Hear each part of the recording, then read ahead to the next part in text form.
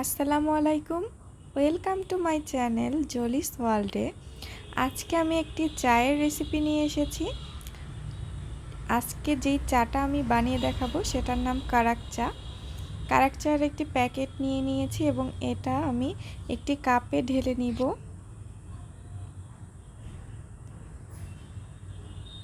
আমি পুরো প্যাকেট ঢালছি না, আমি কিছুটা বাকি রেখেছি। এখন একটি পাত্রে আমি পানি ফুটিয়ে নিচ্ছি।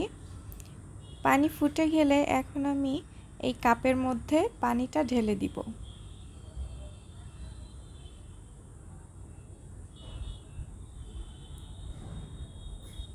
এবার একটা স্পুনের সাহায্যে আমি এটি মিশিয়ে নিব।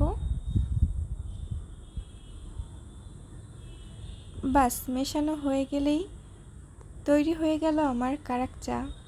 এইবার এটা উপভোগ করার পালা।